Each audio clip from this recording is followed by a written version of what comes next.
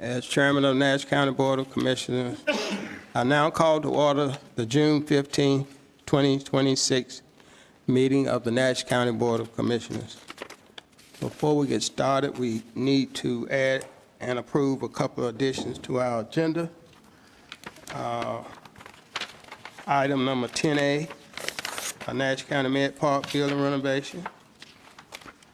Item number 17, detention facility renovation and expansion.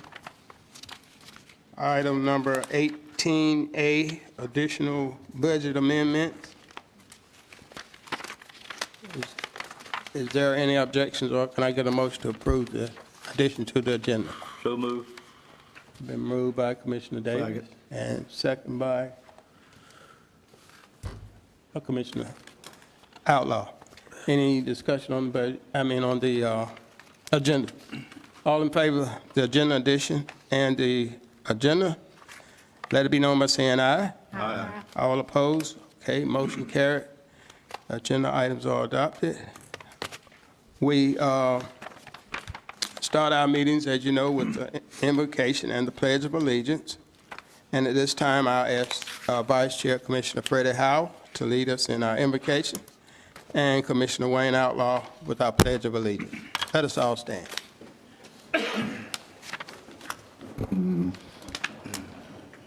Let us pray. Dear Lord, thank you for this day before us. Thank you for your grace, your love, and your mercy.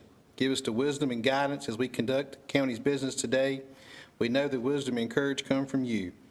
We ask that your hand be upon the business before us today, that we navigate these decisions and issues before us in a manner that is admirable, and that we serve the citizens of Nash County as they have entrusted us to do. We come before you with the thankfulness that we give in honor and the glory for making each of us in your own image. We thank you for the opportunity to gather here today, the freedom before us to conduct this business of the county, and for the democratic society we do not take these freedoms for granted. Protect everyone in the travels today, watch over us this week in our daily activities, and help us be your light to those who meet along our daily paths. In Jesus' name we pray, amen. Amen. Would you join us in the pledge? I pledge allegiance to the flag of the United States of America and to the republic for which it stands, one nation, under God, indivisible, with liberty and justice for all.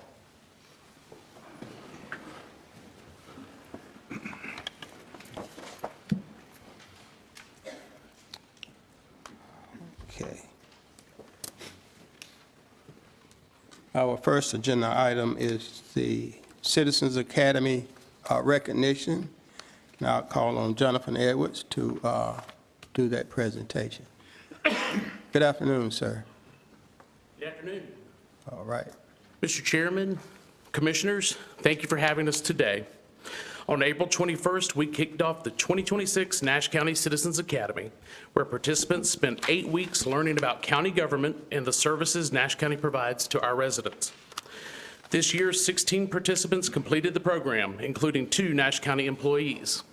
Together, they represent the 17th graduating class of the Citizens Academy, and it was a pleasure getting to know this outstanding group of citizens, and I appreciate the time and commitment they dedicated to the program over the past 8 weeks.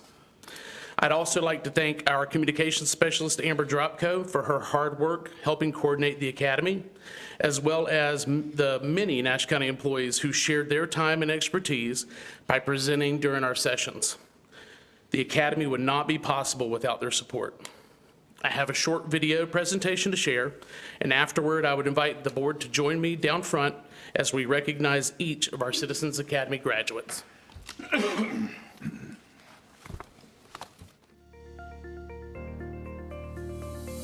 Hey, I'm Tony Coleman, a participant of the 2026 Citizens Academy, and here's a look back at the last 8 weeks of learning about Nash County government. Citizens Academy kicked off April 21st, where we learned a little about Nash County history. We met the county manager who explained the basic structure and purpose of county government, and we learned about the planning and inspection department. Section 2 focused on money. We heard a presentation from Economic Development about new projects and initiative in Nash County. We learned about money coming through the tax office and the use of these dollars from the finance department. We created our own county budget and had to agree with our small group on where to spend our imaginary tax dollars and what to cut. In week 3, we heard from 911 Communication, Emergency Management, and EMS. The highlight this week was a visit to the 911 center and a tour of an ambulance. During week 4, we met with Nash County Public Utilities and Facilities. We learned about the Department of Social Services, and the Register of Deeds office brought old records for us to see.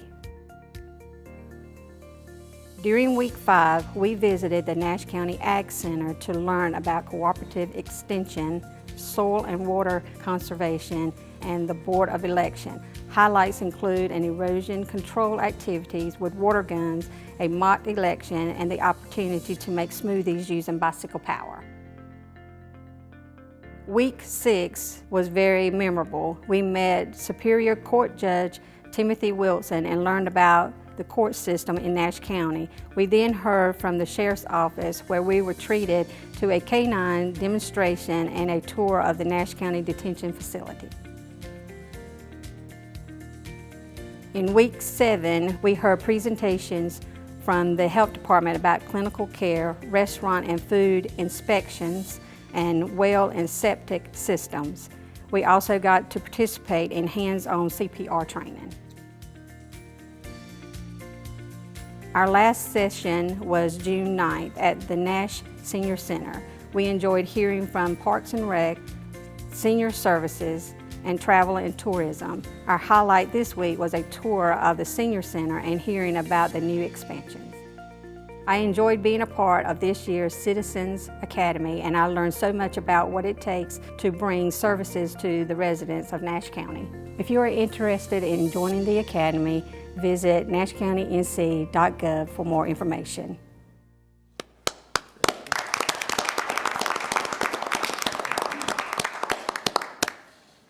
Commissioners, if you'd please join us down front.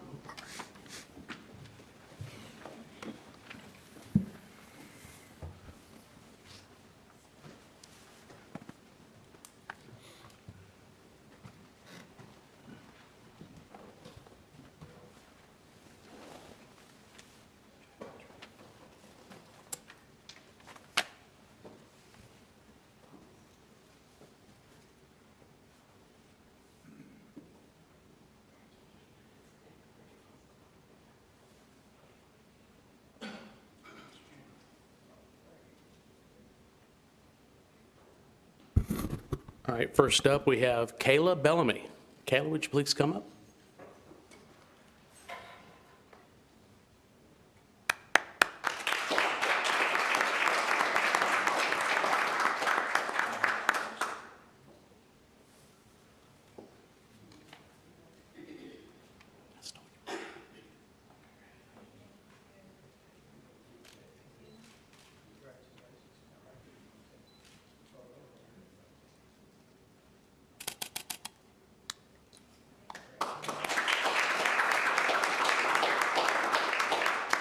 John Brody.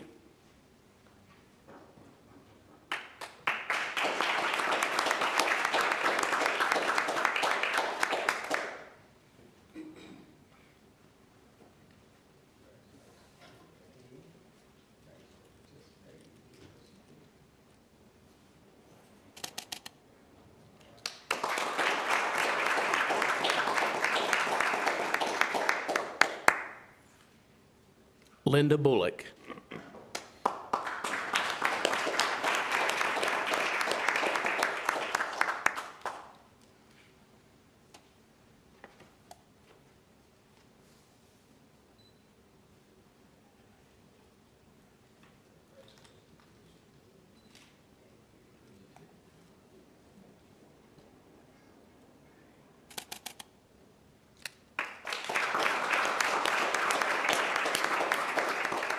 Tony Coleman.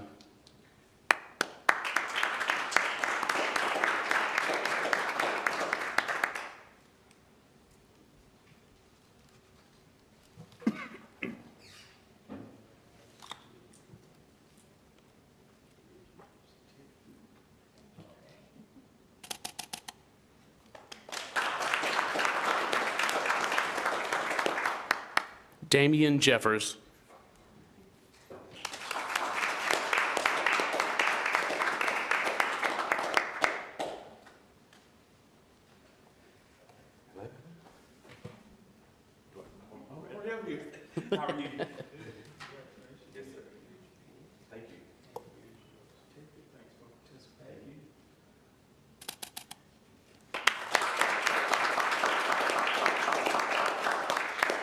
Elizabeth Jones.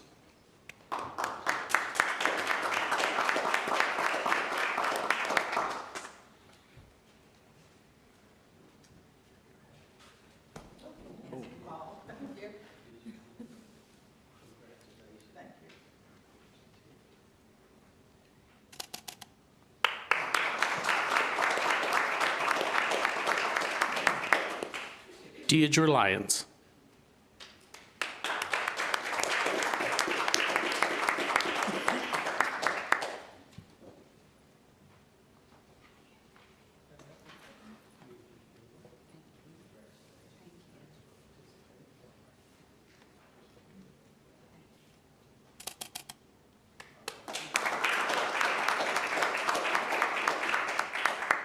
Everett Matthews.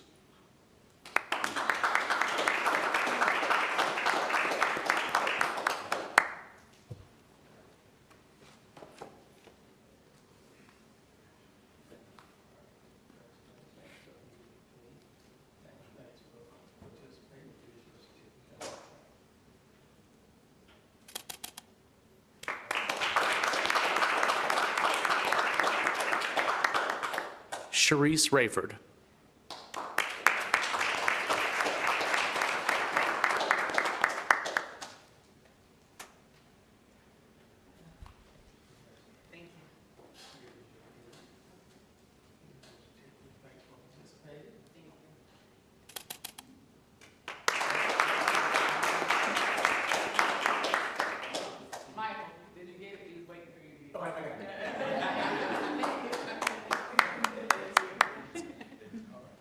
We did have some participants that weren't able to be here today.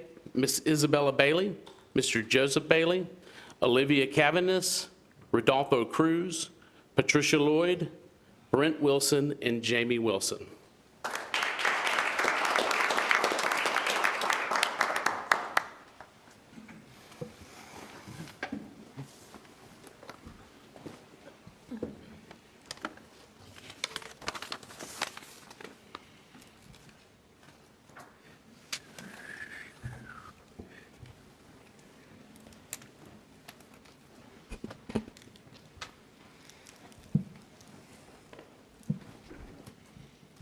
Okay.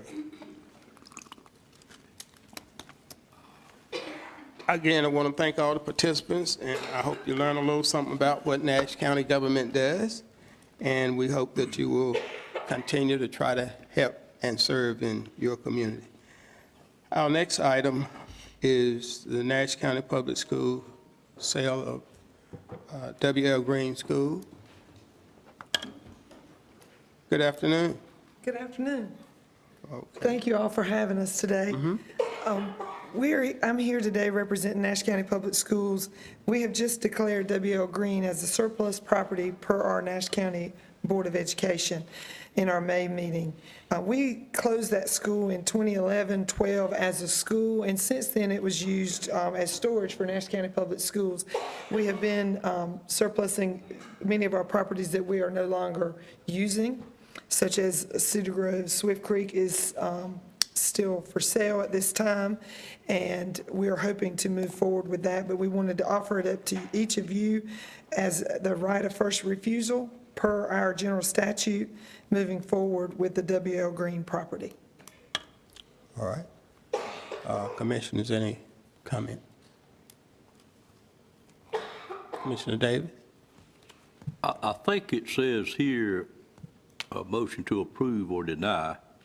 It's my thought that we may want to consider giving staff a period of time to look into the situation, see if we may have any use for it, or if they've had time to do that already, certainly we can move forward. But if not, I think being the location here in Nashville, we may want to do a little due diligence, but just a thought of Commissioner number 7. Thank you, Chairman. All right. Any other comment from Commissioner? Commissioner Howard? Can we get clarification? Has staff already been made aware of it, and this has been discussed with staff prior to today? Staff is in Nash County, Public Schools? the Nash County staff?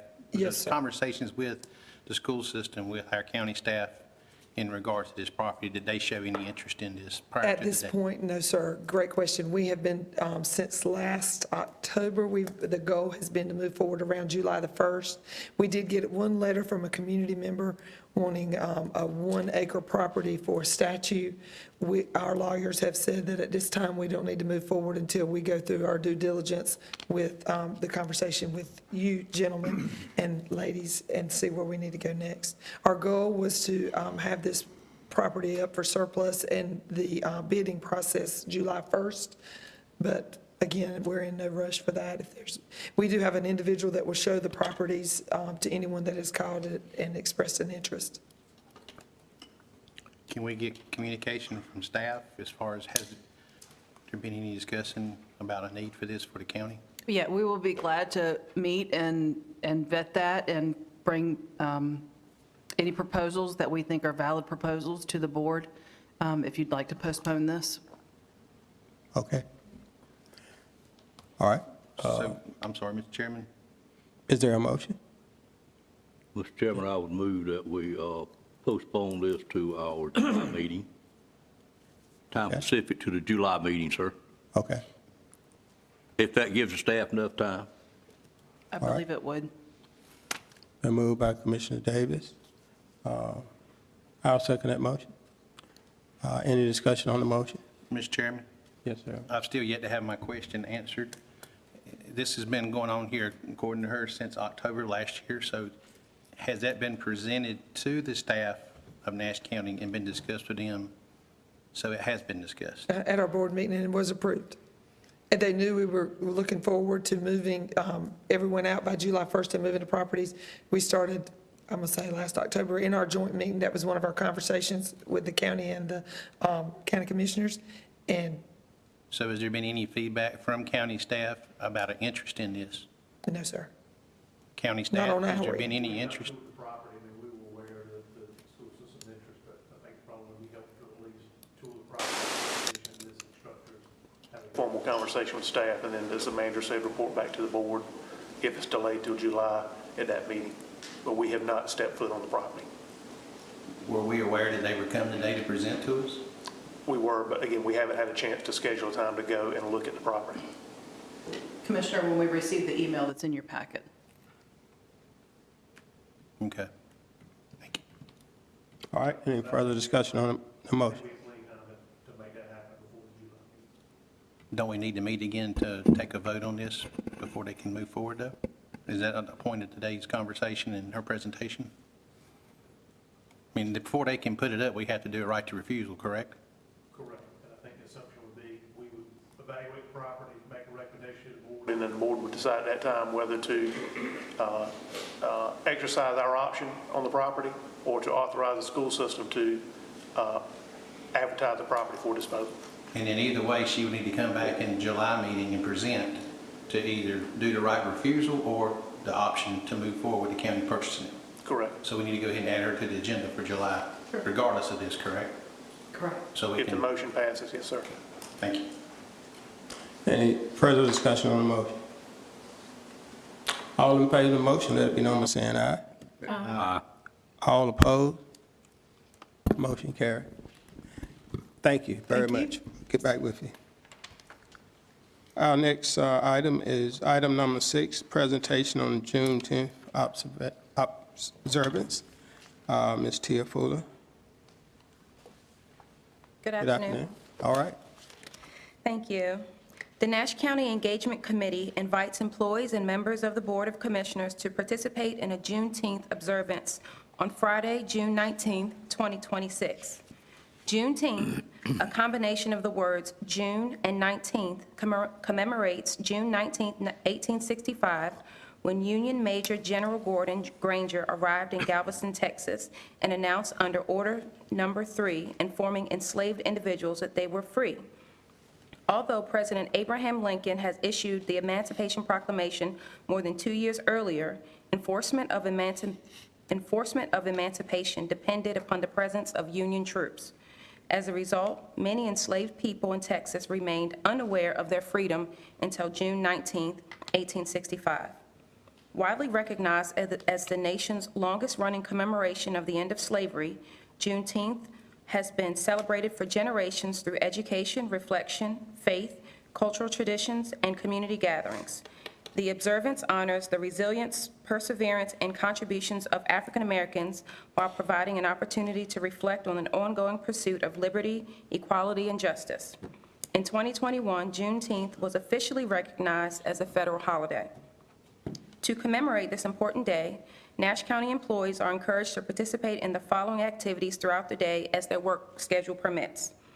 Explore a historical Juneteenth display located on the third-floor hallway of the County Administration Building. Contribute to a collaborative community coloring wall.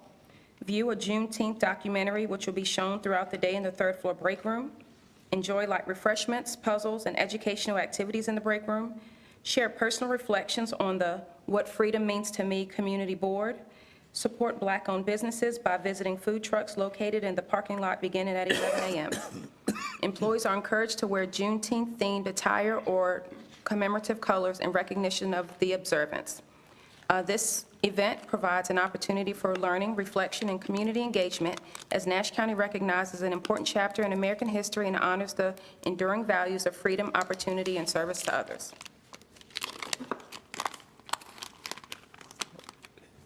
All right, thank you. Any questions or anything that you would like from Ms. Tia? Ms. Fuller? All right. Hearing none? Okay. All I've right. got the next item as well, that's why I'm standing here. Okay. I'm just, yeah. All right. You can move, thank you for that presentation. You can move to the next agenda item, which is American 250. Thank you so much. So we're going to have a little history lesson here, so just please bear with me. As you are aware, this year is America's 250th anniversary. The manager has put together several resources and events commemorating this historic event for your information. Oh, sorry. Okay.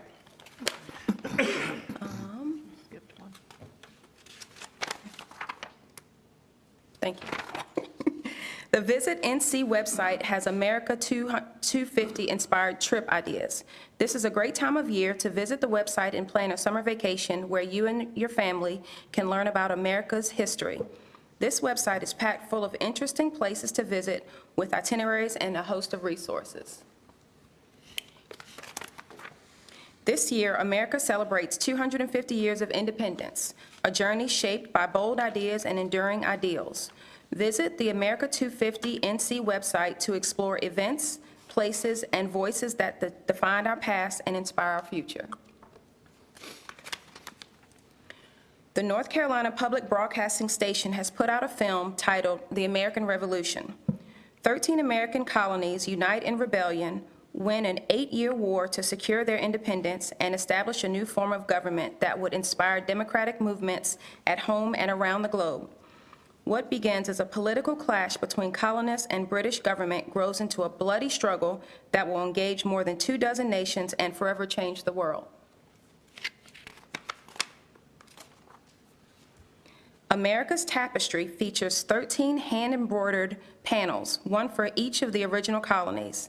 The embroidery is currently being conducted by volunteers from ages 5 to 96, from New Hampshire to Georgia. The panels illustrate stories of individual contributions, many overlooked, that reveal each colony's struggle for independence. Historical associations from across the states have volunteered to collaborate on the panel's imagery and have generously agreed to host the stitchers as they work. The North Carolina panel illustrates the Edenton Tea Party, one of the earliest recorded instances of organized political action by women in the American colonies. The panel depicts a group of women gathered outside the Chowan County Courthouse in Edenton, debating and discussing a document that symbolizes their political resolve, known as the Edenton Resolves. The Edenton Resolves were celebrated in the colonies as an act of patriotism. These women not only supported the revolutionary cause, but placed themselves at great risk publicly asserting their defiance of monarchical authority. You can learn more at www.americastapestry.com. A chronology of the American Revolution in North Carolina. This was recently published by Michael W. Coffey, and his work outlines the important events and dates of the American Revolution, with a particular focus on North Carolina.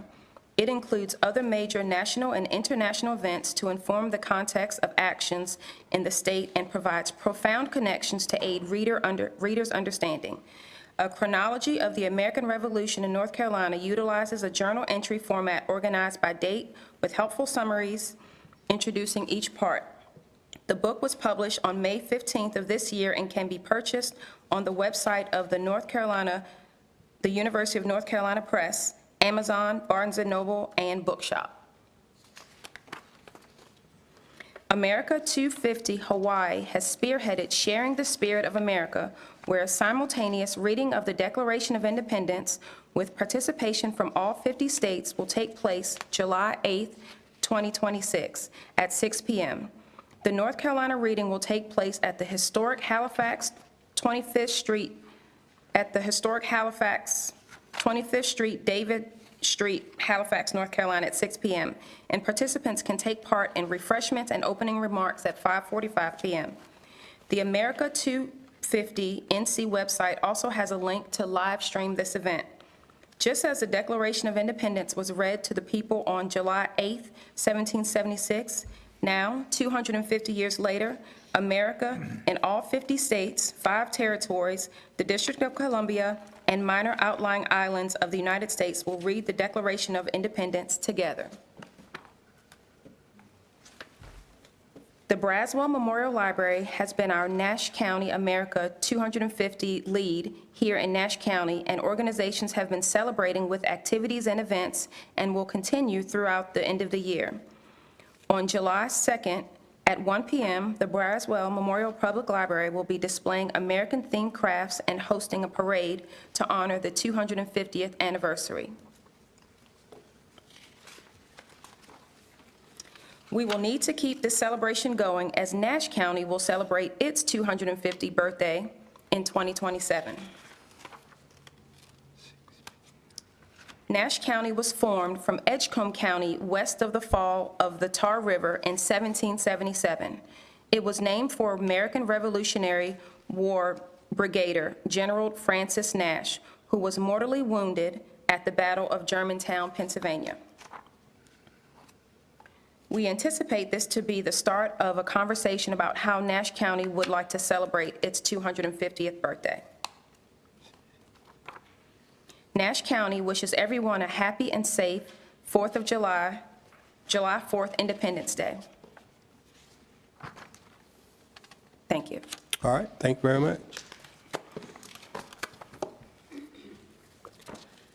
Okay, we will move to our next agenda item, Nash County Legislative Goal. Ms. Emily Moore, good afternoon. Good afternoon. The North Carolina Association of County Commissioners is currently involved in its 2026-2027 legislative goals process. Every 2 years, in the months preceding a long session of the General Assembly, the NCACC engages counties in this process, which enables county commissioners across the state to reach a consensus on legislative priorities and speak with one voice through the NCACC. To develop its goals, the NCACC is presently soliciting input from all 100 counties. Attached in Exhibit A is a list of possible legislative priorities from Nash County. All the goals were discussed at the 2026 Nash County Legislative Dinner. Following approval by the county commissioners, we will submit a copy of the resolution and Exhibit A, the legislative goals, to the NCACC. We'll also submit the required separate legislative goals proposal form online for each priority by the September goals submission deadline. So our recommended action: we are recommending that the board adopt the attached resolution and approve its submission to the North Carolina Association of County Commissioners.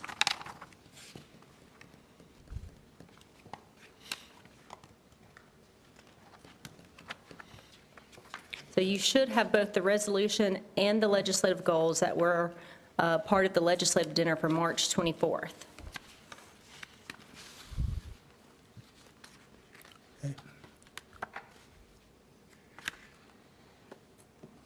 Read the legislative goals. Okay, the goals or the resolution? The goals. Okay. Nash County Legislative Dinner Legislative Goals. Seek legislation to provide recurring state funding and flexible, innovative initiatives for counties related to farmland preservation and meet growing program demand. Advocate for state funding for medical, mental health, and substance use services in local detention facilities, including a mental health transport initiative.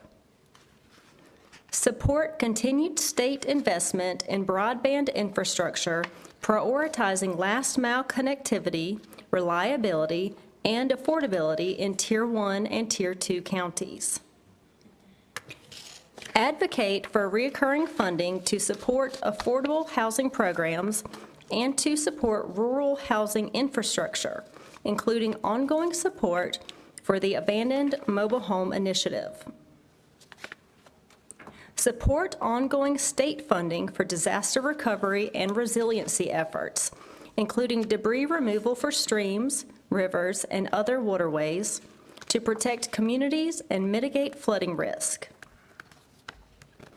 Advocate for state funding to enhance sustainable public safety for Tier 1 and Tier 2 counties, including capital investments in facilities, equipment, and infrastructure to strengthen emergency response capabilities and to protect communities. Seek legislation providing recurring state funding for local public health foundational capabilities and essential services, such as communicable disease response. Support legislation to recruit and retain teachers and classified workers, including state-funded salary increases, and advocate for recurring funding for school resource officers in elementary schools, along with additional funding for school security measures. Seek legislation reducing the number of required hours for the firefighter certification classes and move back to the traditional class-by-class system to support the volunteer fire services in obtaining the firefighter certification.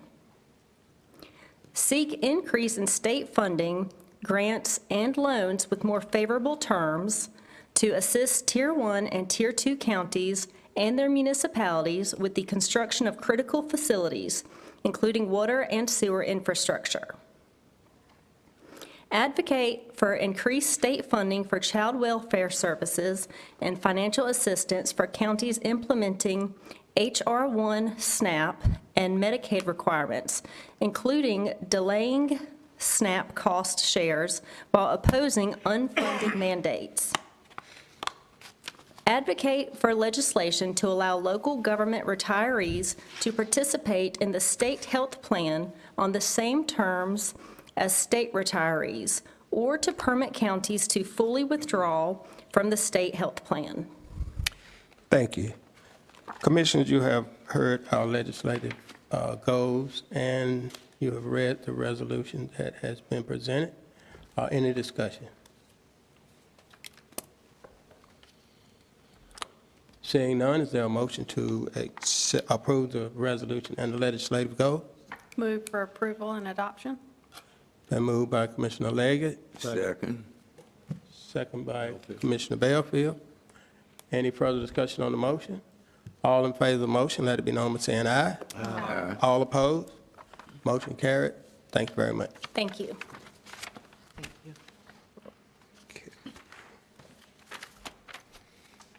Our next item is number 9, establishment of Nash County Fire Service Working Group. Call on Mr. Jonathan Boone. Thanks, sir. Good afternoon. Good afternoon. The board may recall at our June 1st meeting, there was some discussion about creation of a fire commission to help evaluate both near-term and long-term needs of the volunteer fire services. Given the scope and the preliminary nature of this work, the county manager intends to create a Nash County Fire Services Working Group to start this process. The working group is intended to provide a structured forum for collaboration between Nash County and the volunteer fire departments, and as a way to both formalize and accelerate our efforts to advance this very important work. The proposed working group would consist of 8 members, and those members would be supplemented by county staff. The composition of the group, of the 8 members, is intended to include two of the Board of Commissioners and then 6 representatives from the county's volunteer fire departments. And to ensure broad representation and diverse perspectives, departmental representatives, or actually working group representatives, were selected based on the following considerations: geographic diversity across the county's fire districts, variation in department size, membership, and operating budgets, representation from departments that operate solely with volunteer personnel and those departments that utilize a combination of both volunteers and paid personnel, a variety of operational experience and leadership within the county fire service community, and the availability and interest to serve on a standing committee. So representatives proposed to serve from the Board of Commissioners would be Chairman Arrington and Commissioner Leggett. And then the 6 representatives from volunteer fire departments would include Mr. J.K. Wilder, who is president of the Middlesex Volunteer Fire Department, Chief Jimmy Jones, who's fire chief with the Stanhope Volunteer Fire Department, Chief Chris Joyner, who's president of the Nash County Fire Association, Chief Johnny Baines, who's chief for the Westmount Volunteer Fire Department, Chief Andrew Brown, fire chief for the Red Oak Volunteer Fire Department, and Chief Jim Hardy Jr., fire chief for the Battleboro Volunteer Fire Department. Initial objectives for the working group would include accessing near-term support needs. As you're aware, the proposed budget for FY27 includes some additional financial support for these volunteer fire departments as a bridge to a future plan that would provide for more long-term stability for these departments. And then also to serve as a liaison between the county and the volunteer fire departments as we continue our work on a long-term strategic plan. So again, as we discussed at the June 1st meeting, we just wanted to update the board on our efforts, and we will be reaching out to each of these individuals with the intent of scheduling an initial meeting during the month of July. And I'll be glad to answer any questions that you may have. All right, seeing no questions, thank you. You're welcome.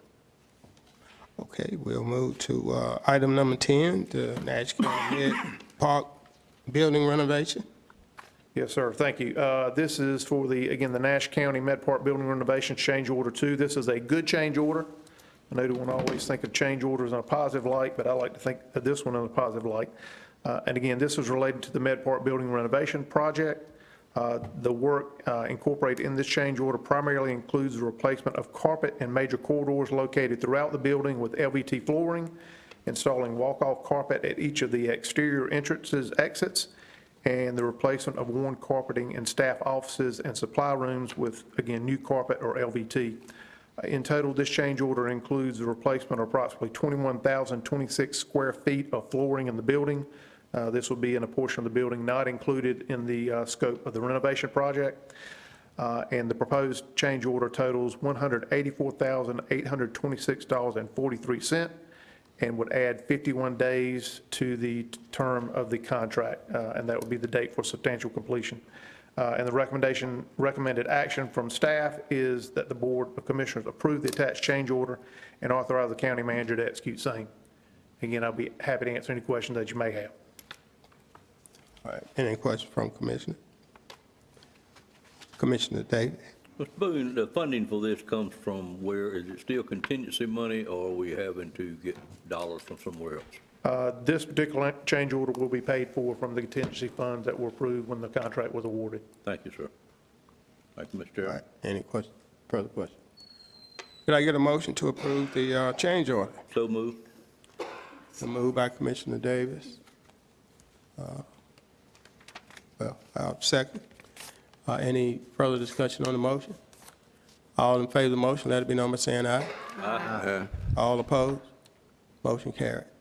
All right, now proceed to Nash County Med Park Building Renovation Change Order Number 3. Yes, sir, same project, and I apologize for the late addition to the agenda. We were waiting on some information from the general contractor, Salisbury Moore, and this did not come until after our agenda planning meeting last week on Wednesday. But we're trying to keep this project moving. We knew this work was coming. We're really just waiting on the formal numbers. But this change order is associated with work that includes the installation of 3 mini-split units for the network closets. So these would be for the IT closets in the building, of which there are 4, 1 main IT room and then 3 satellite rooms. And the replacement of the main shutoff valve and sump pump in the water meter vault out at the street. In total, the cost for the proposed change order is $52,297.48, but results in no additional days added to the contract for substantial completion. The cost will be paid for using project funds allocated to this project. It does exceed the current amount we have allocated for contingency funds, but it are additional funds available in the project budget. And if approved, the revised contract amount with Salisbury Moore would be $3,513,485.10, and the date of substantial completion would remain October 26th of this year. Staff is recommending that Commissioners approve the attached change order and authorize the county manager to execute same. Again, I'll be happy to answer any questions you may have. All right, any questions from Commissioner? Commissioner Howell? How much additional funds are left in this project after these two, if they're approved? So above and beyond, I've tentatively set aside, I believe, $60,000 for additional network-related equipment for IT, $150,000 for furniture, and that leaves us about $150,000 in the budget, if this is approved. The total budget, including design fees, was right at, I think it's $4,384,000. I've got the exact number in my folder, which I left at my seat. But again, that has set aside some money for some additional purchases I'm anticipating we'll need for the project. Thank you, sir. You're welcome. All right. Any further discussion? Seeing none, is there a motion to approve change order number 3? So moved. Moved by Commissioner Leggett. Is there a second? Second. Which, at your point. Okay, Commissioner Outlaw. All right, all in favor of the motion, let it be known by saying aye. Aye. All opposed? Motion carried. Thank you, sir. All right. Okay, item number 11, elect a delegate to the 26th NACO Annual Convention. Ms. Tia Fuller. Thank you so much. Good right. afternoon. The National Association of Counties, NACO, will hold the 2026 Annual Conference Business Meeting on Monday, July 20th at 9:15 a.m. at the Orleans Parish, New Orleans, Louisiana. The board will need to elect a voting delegate to represent Nash County. Chairman Arrington and Commissioner Davis are registered to attend. Okay. Commissioner Davis. Mr. Chairman, if you recall, I called you over the weekend, I think, and I let the clerk know that due to some medical procedures that have come up rather suddenly last week, and I've got to have some operations done on my ticker, which I think are very important, quite frankly. I won't be able to attend that, and she was able to unregister me for that, so I'm prepared to make a motion when you're ready for you to be the delegate, sir. All right, we're ready. Move that Commissioner Arrington be elected as the delegate at the NACO conference. All right, there's a second. Second. All right, been moved by Commissioner Outlaw. Oh, that was Commissioner Outlaw, behalf here. Sir, whichever Okay. one you choose is fine with me. Well, If Mr. Belfield made a motion, I'm okay with it. Did you make a motion, Mr. Belfield? no, Commissioner Davis made the motion. I seconded the motion. Okay, sir. second by Commissioner Outlaw. Any further discussion on the motion? All in favor of the motion, let it be known by saying aye. Aye. All opposed? Okay, motion carried. Thank you. Thank you. Next, we have the 119th Annual Conference of the North Carolina Association of County Commissioners will be held on August 20th through 22nd, 2026 in Durham County. The board will need to elect a voting delegate to represent Nash County. The following commissioners are registered to attend: Marvin Arrington, Commissioner Fred Belfield, Commissioner Robbie Davis, and Commissioner Gwen Wilkins. All right, is there a recommendation? Mr. Chairman, I recommend Commissioner Wilkins be the delegate. If she hadn't done it last year, I don't think, but that would be my recommendation. All right. Any other number? Is there a second? Second. Second by Commissioner Belfield. All right. All in favor of that motion, let it be known by saying aye. Aye. All opposed? Motion carried. Commissioner Wilkins will be our delegate. All right, thank you. Thank you very much. Let's see. Item number 13, Rural Health Transportation Program. Ms. Nikki Stanton, good afternoon. Good afternoon. Nash County was awarded $222,070 for the Mobile Integrated Health and Community Paramedicine Grant Program by the North Carolina Rural Health Transformation. The program is fully funded reimbursable grant that can be submitted on a monthly basis for reimbursement. The funding requested for the following 3 items: a replacement response vehicle, a dedicated port outreach vehicle, and a Gen Expert Wave point-of-care testing machine. The 2 vehicles were accepted. The item for the point-of-care testing machine was not approved, it was an approved purchase, but $20,000 was allocated for approved equipment going forward. The recommendation is to approve the grant project budget ordinance and accept the grant for $222,070. Okay, y'all heard the recommendation. So moved. Make a motion to approve. Second. All right. Been moved and properly second. All in favor, let it be known by saying aye. Aye. All opposed? Motion carried. All right. All right. County Capital Projects Fund Ordinance. The attached project ordinance is presented to amend the County Capital Projects Fund. This fund will include the Med Park building, the exterior courthouse, administration building, Miracle Park, and recreation project. The projects are fully funded through bank financing. This request is to move $65,000 from the administrative building roof replacement, legal expenditures to construction. And the recommended action is to approve the capital project budget ordinance amendment. All right. Is there a motion? So moved.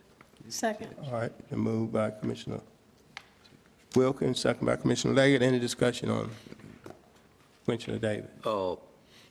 Staton, is it customary for us to make this move, and why would you move it out of administration to put it in a construction budget? So it's not. It was, well, so it was in the legal where we paid for the financing. That money has been paid out. We no longer need it, so we're moving it to take care of some of the change orders that have been needed in the construction budget. Understand now. Thank you. Thank you, Mr. Chairman. All right, any further discussion on the motion? All in favor of the motion, let it be known by saying aye. Aye. All opposed? Motion carried. All right. All right. Elm Street Drainage Project. The Elm Street Drainage Project included replacement of existing public storm drainage infrastructure damaged by Hurricane Matthew along Elm Street. Funding included an NC-CDBG Disaster Recovery Grant, a Golden Leaf Disaster Recovery Grant, NC Commerce Funds Administration, and funding from the town of Nashville for a total project of $1,027,441.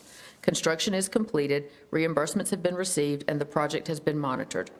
The recommendation is to approve the project budget ordinance closeout. All right, you heard the recommendations, is there a motion? So moved. Moved by Commissioner Davis. Second. By Commissioner Leggett. Any further discussion on the motion? All in favor, let it be known by saying aye. Aye. All opposed? Motion carried. Thank you. Southern Nash Middle School Capital Project Ordinance Amendment. This ordinance amendment is presented to move $185,000 for the Stocks Engineering contract for the Southern Nash Middle School project budget, allocating funds from contingency to the expenditure line item in detail. The recommended action is to approve the amended capital project ordinance. All right, you heard the recommendation, is there a motion? So moved. Moved by Commissioner Wilkins, Second. second by Commissioner Leggett. Any discussion on the motion? Commissioner Davis? Just a point of clarification, this is for the new middle school, because it doesn't say that. Correct. Because we already have one Southern Nash Middle School, so this is for the new middle school. Yes. Thank you. All right, Commissioner Davis. Just a question for Mr. Boone. I was thinking that the Stocks engineering cost was included in the Oka Collier contract. Could you tell me I'm wrong on that, or could we check that? The site civil work was included in the Oakland County contract. This is the off-site utility improvements. Completely understand, Mr. Chairman, thank you. All right. Any further discussion on the motion? All in favor, let it be known by saying aye. Aye. All opposed? Motion carried. Motion approved. All right, the addition is the detention facility renovation and expansion capital project ordinance amendment. The attached project ordinance amendment is submitted for approval to budget $50,500 for Phase 1 of the detention facility renovation project. Funding is being transferred from the general fund balance to cover additional change order. There's also $19,796,000 of sales tax refund and $3,855 of investment earnings recognized in this amendment as well. You've heard the recommendation and discussion, or is there a motion? So moved. Moved by Commissioner Outlaw, is there a second? Second. Second by Commissioner Howell. Any discussion on the motion? Mr. Chairman. Commissioner, Point of clarification, this is really just to get the books in line and to get the money back for the interest and the taxes we got back. Because this was a grant from the state, we had to move this money back to the. Yes, sir. Cover it. Yes, Thank sir. you. all right. Any further discussion on the motion? All in favor, let it be known by saying aye. Aye. All opposed? Okay, motion carried. All right, going. budget amendments. The first budget amendment is the Nash County Public School Building Repair and Renovation Fund. These are lottery funds that we have requested, the school has requested, we've made payment to them, and now we're requesting reimbursement from the lottery for these funds in the amount of $681,288 from DPI. The second budget amendment is cooperative extension. This budget amendment is to budget additional revenue for community and rural development programs and events. No county funds are required in the amount of $500. Number 3, solid waste convenience sites. This budget amendment is to budget additional fund balance to cover salary and benefits in the amount of $16,500. Number 4, solid waste landfill. This budget amendment is to budget additional revenue for salary and benefits, post-closure expenses, and equipment maintenance in the amount of $100,000. Number 5, Juvenile Crime Prevention Council funding. This budget amendment is to budget additional discretionary funds to the Impact Plus program for van repairs, worksite equipment and supplies, shirts for the participants and staff, hygiene kit initiative, food, and haircut vouchers. No county funds are required in the amount of $16,950. Number 6 and number 7, these are entries for the audit. GASB 87 requires us to recognize any lease liability for the existing leases that we currently have for the fiscal year and to transfer expenditures from the budgeted departments to debt service as lease principal and interest payments. This is that transaction. And number 7 is the subscription liability. It's exactly the same. It's a GASB 96 that requires any IT subscriptions in the current fiscal year to transfer expenditures to the budgeted departments and debt service as principal and interest payments. Number 8, Employee Insurance Fund. This budget amendment is to budget additional fund balance for any claims that we may receive in June to ensure we don't have an audit finding. Number 9, Workers' Comp. This budget amendment is to budget additional fund balance for workers' comp claims. We have a couple of workers' comp claims that could be paid out in June. With the timing, we just want to ensure that we have enough funds to be able to pay those out without audit findings. Number 10, Public Utility Northern Nash. This budget amendment is to budget additional fund balance and revenue for salary and benefits and additional water purchases from the City of Rocky Mount due to Shepherd's Way well repairs. Number 11 is Public Utility Central Nash. This budget amendment is to budget additional revenue for salary and benefits and additional water purchases from the City of Rocky Mount, sewage treatment, and fire hydrant replacement and repairs. Number 12, this budget amendment is to offset various department expenditures. It's also no fund balance required. It's coming out of different offset accounts so that we can ensure that there are coverage in salary full-times for the 8-hour payouts in departments that may run a little short. Number 13, this budget amendment is to budget additional revenue for insurance proceeds to cover vehicle repair and expenditures in the amount of $1,000. Number 14 for the sheriff, this budget amendment is to budget additional funds to the highway safety travel and training from the sheriff's travel and training. No additional county funds are required. And number 15, this budget amendment is to budget additional fund balance for miscellaneous expenditures due to a recording error on equitable share agreement and certification in 2024 for the federal asset forfeiture account in the amount of $13,561. All right, Are there any questions? all right. Thank you. Commissioner, you've heard all 15 budget amendments. Any questions on either one? And would your desire be to approve them all at once? Any comment? Just a Commissioner Howell. question for Commissioner staff. Howell. In regards to the salaries, it looks like there's quite a bit of salaries increase in this for shortage of year, but it looks like also we've got some extra salaries in social services that's going to be offsetting it. Am I looking at that correct, or am I? Yes. Yeah, we put offset salary in each department for the 80-hour payout and things like that, and this is just to allocate those out so that there's not excess salaries in departments, and we don't have to ask for fund balance for certain departments. We can do it within the budget that's allowed right now. But it looks like we're inquiring the expense on all of them except social services, and on social services, we're gaining back and going to put us to the good about 71,000, is that correct? Yes. Okay, thank you. All right.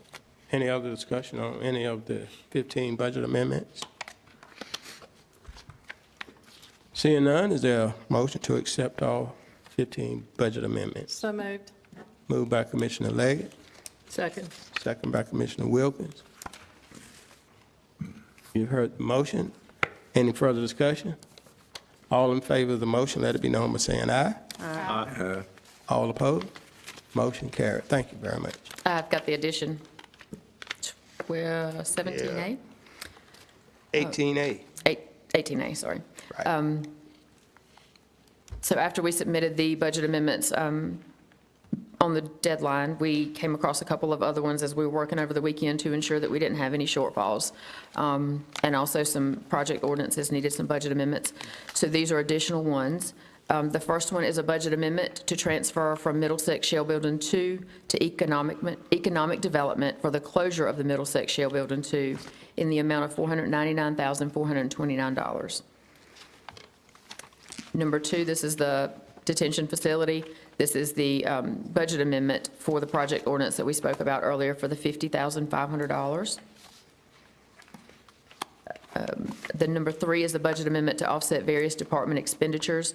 We're using $8,300 of that social services money again to make sure that the salaries in the sheriff's department are covered.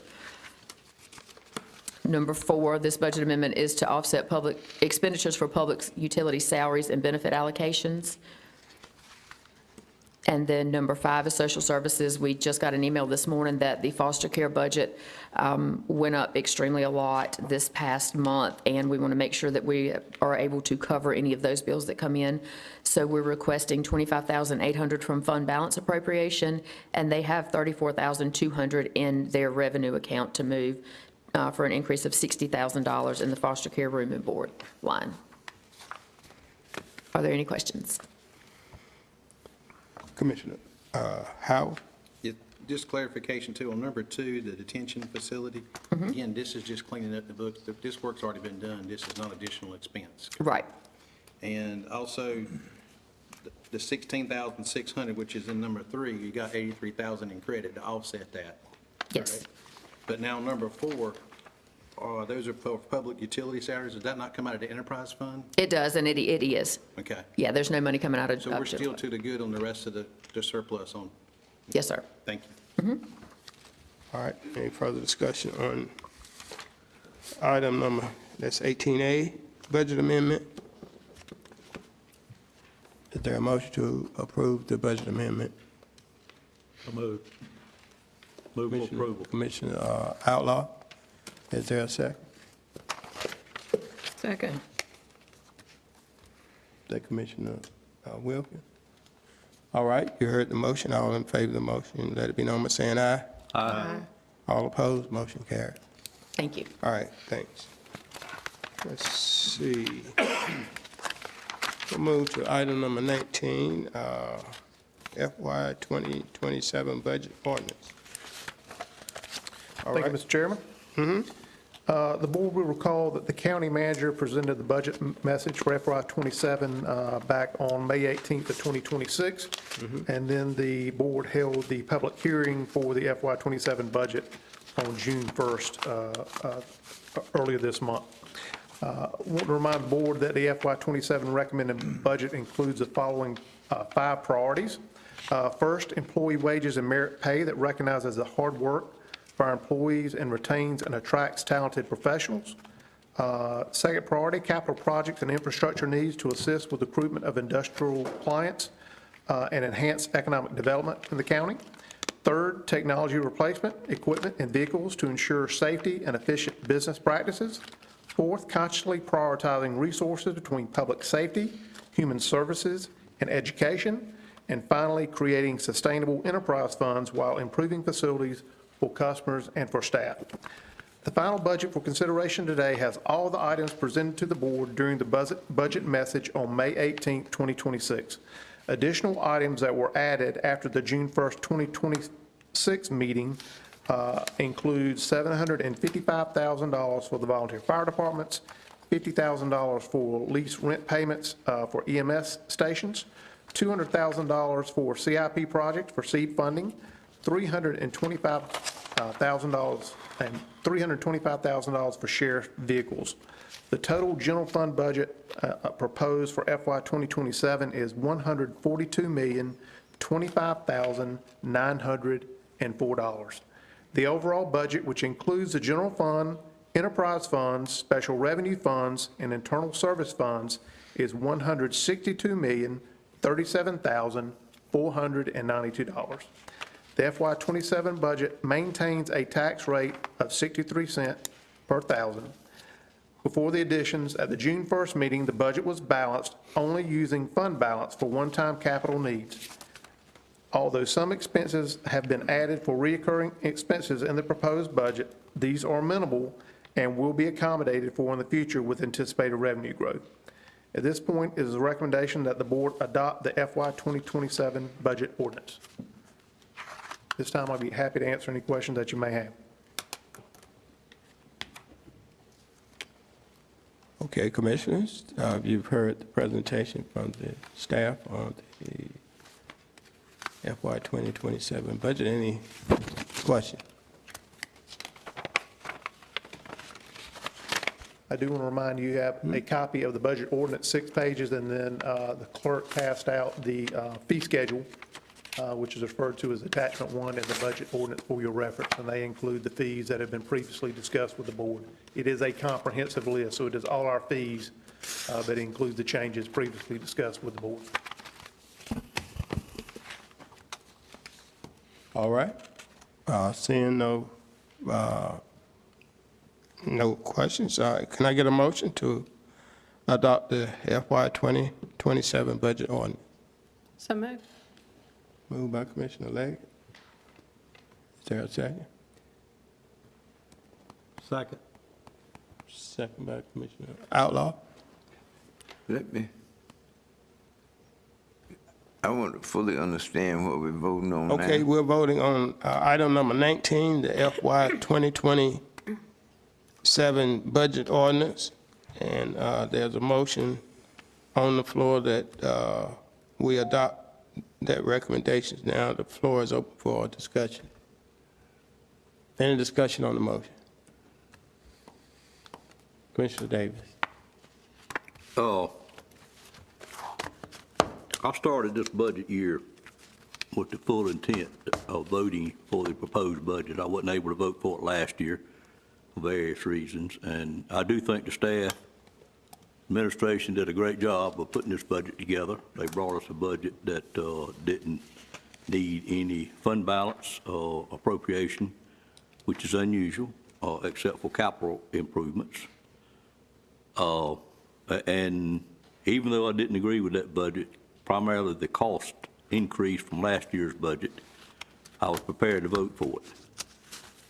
And then we had discussions that added additional funding to the budget along the lines of what really bothers me about this budget. And so I dug into it further to make sure what was bothering me was factual and not just my own ideas. And did determine, with the help of the finance department, that my fears were indeed justified. And where my concern is, I just think we're putting our money, too much of our money, in the wrong place and taking it from a place that desperately needs additional money. I won't be able to vote for this budget today because of those last additions when I was already sitting on the fence about the budget anyway. But if you analyze the sheet that I gave each commissioner when I arrived today, you'll see in the 12 years since fiscal year 15 through next year's budget, the Office of the Sheriff has received increases of 123%. 123% in 12 years is a lot of money. In 2015, the Office of the Sheriff's budget was $10,773,000. Your proposed budget, that moves up to $24,062,000, where it comes to 123%. And then I look at education. Education, in my opinion, is where we need to put more money and not necessarily in the Sheriff's Department. Because if we spend money in education, particularly in the early years, and also in postgraduate years, preparing our people to have a way to make an income for themselves, it totally reduces crime. We've got to catch our kids early. When you go back up to education and look in 2015, we allotted $22,353,000 for education. And in 27, we are allotting $27,131,000.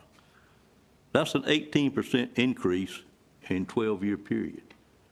When I compare 123% to 18%, it's a startling number. And I don't want people to think I'm picking on the Sheriff's Department because that's the furthest thing from the truth. But when you look at 123%, and then I hear things about we're growing.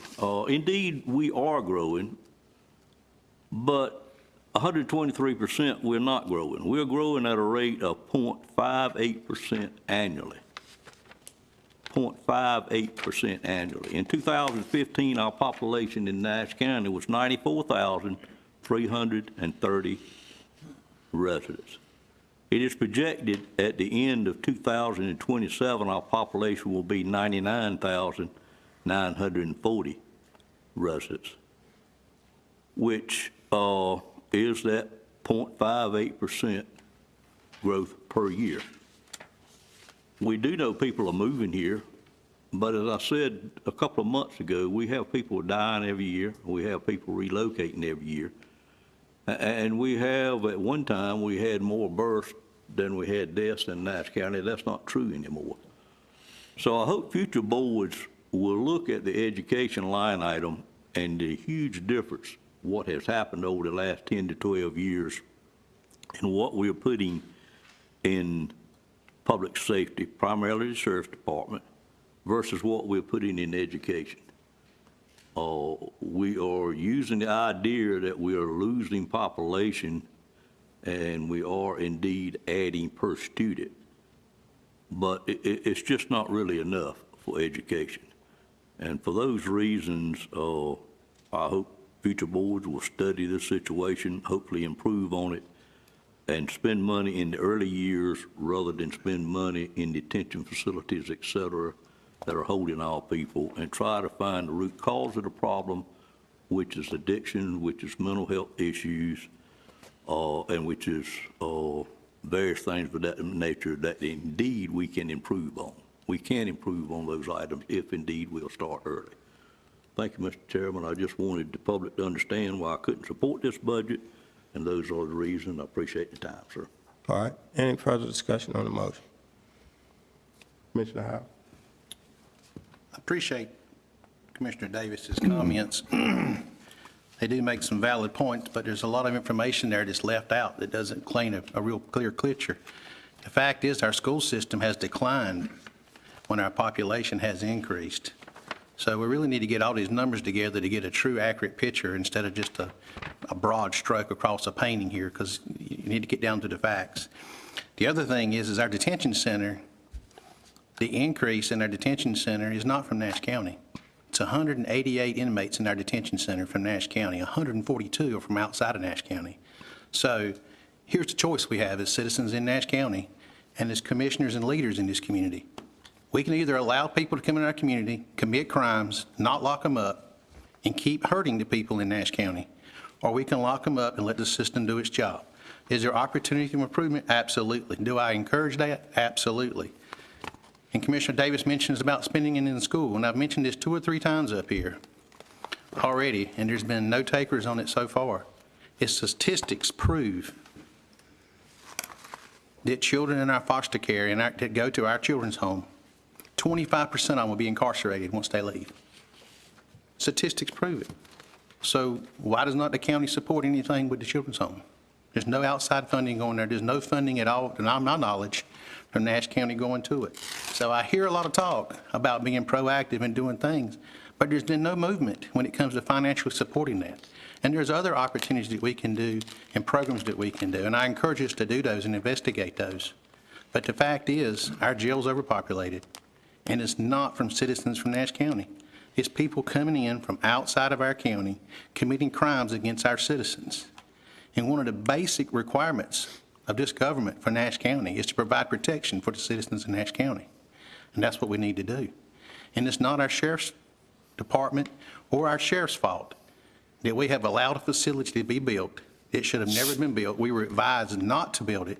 I'm not sure the information was shared with all the commissioners on here at the time, but it was clear that we should not have went forward that.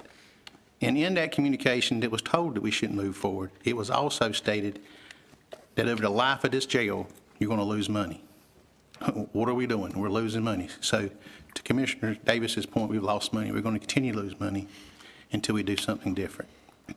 There's a lot needs to be done because the county is on the cuff of taking off. 5.8% is correct, but there's a lot of growth fixing to come. We have sit up here in this meeting after meeting after meeting for the last year and a half and approved permits.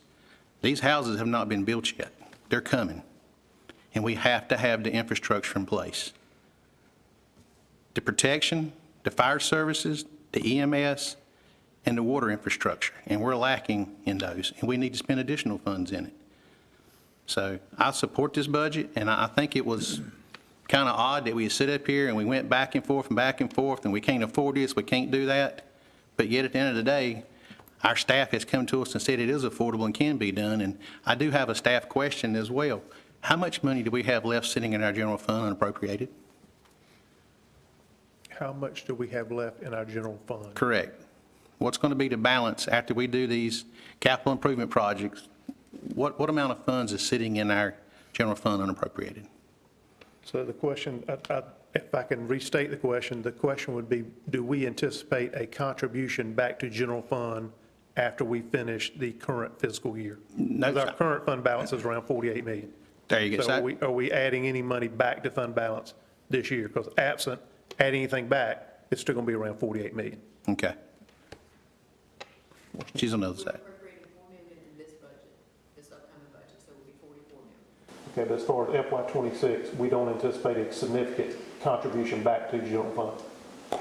So we don't anticipate a contribution back this year. So as of the end of the fiscal year, still be 48 million, but we've included 4 million in the FY '27 budget. So we anticipate about a 10% reduction in the general fund. But we fund also, balance. we have to look at the additional revenue be generated from sales tax and other things that is where we're generating the coverage for this additional increase in the budget for It's both. fiscal year 27? Correct. Growth in tax base, fees, and the contribution from general fund was required to balance the budget. And are we maintaining that at a 5.86% growth rate? Is that Commissioner Davis used, or what number are we using? Because he said he reached, with the contacted the finance department. I didn't get any of that information, so that would have been nice to have been shared. I was not included in that either, so I think you said .58. Yeah, percent of growth is .58, not 5.8. .58. That didn't come from staff. So do we know what we're basing our fiscal year 27 growth rate on? Do you know what the percentage was? And, I mean, again, it varies across categories, and those numbers are in your budget. But if you want a more detailed breakdown, certainly we can get that to you. But we feel like that we have provided a budget that is, that we have made conservative assumptions in terms of what we expect in terms of revenues, and that we can fund our FY '27 budget based on that. And as you know, we do not budget 100% of anticipated ad valorem taxes. We budget less than that, so we've taken a conservative approach to budgeting. And our tax collection rate is still set at, what, is 88, 89, 80? 98, excuse me, I'm sorry, 98. Thank you. You're welcome. Any further discussion? Mr. Chairman, I would like to Commissioner Webb. weigh in on this. When I look at the total figures for public safety, and it includes quite a bit other than the Sheriff's Department also, but there is a $16 million difference between that and public education. At some point, this board, I've been on here since August 2021, and every year, and I'm not going to say who told me, but I was told by a number of commissioners and staff that every year, no matter what we give for law enforcement or the Sheriff's Department, they're going to come back and want more and more. And it may be rightfully so, but I'm at the point we must look at public education the same way as well, because those children, whether the number of children in our public schools has been reduced or not, they are our responsibility. The teachers, the classified workers, our state legislatures can give this money to charter or vouchers for charter school, private schools, and what are we doing for our public schools? And somebody needs to take a stand and say no to these, I'm not going to say high salaries. Our deputies deserve it. Detention officers, they deserve a decent salary. They're putting their lives on the line, but others are putting their lives on the line too when they are out there in the public. And we as a board need to come together at some point and say, we need to put a stop to it. Every year, and I'm going to stop short of this board, and some of you may not say it, may be being bullied because you're asking to do something, to give this, to give that to certain departments when our other departments are lacking. Our other, we've got Parks and Recreation, we got Social Services, we have Health Department employees. You don't see them badgering this board as much as the Sheriff's Department continuously asks. And I know I'm going to catch some heat from this, but I do support our law enforcement, I support our EMS, but some things have been unreasonable, and this board needs to stand up, those of us who are left, and say something. And give to our public, look at our public schools just like we look at the Sheriff's Department, look at our Health Department, our Parks and Recreation that keeps some of our children off the street by having programs. We need to look at all of that.